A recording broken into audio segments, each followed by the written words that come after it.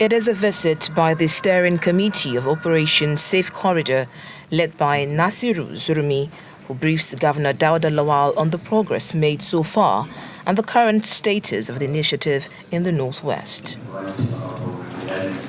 Operation Safe Corridor, established in 2025, is guided by 5 core objectives: reception, rehabilitation, reintegration, reconciliation, and resettlement of repentant combatants who voluntarily surrender their arms.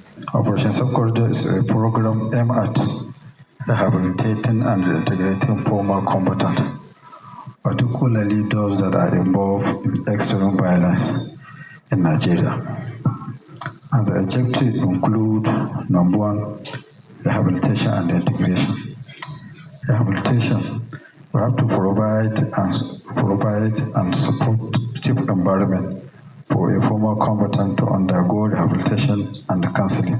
The camp commandant of the operations headquarters in Safi makes a passionate appeal to state governors under the initiative to consider providing support for the families of surrendered combatants as part of the reintegration process. I want to still re-emphasize what you said that day at your inaugural speech. You said unconditional surrender. That does not mean, and that is the standpoint of the National Committee, that is the standpoint of the State Committee, that is the standpoint of what Operation Safe Corridor is all about. Without mincing words, the governor of Zamfara State maintains a firm stance against negotiating with criminal elements, as he emphasized that while his government will not enter into dialogue with any armed group, it is prepared to welcome those who choose to surrender voluntarily and unconditionally.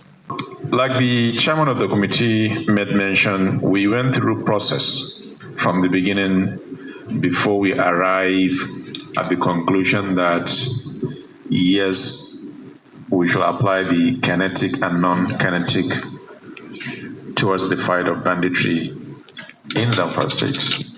I've had several meetings with the NSA, and my position has always been very, very clear that I will not negotiate with any bandit.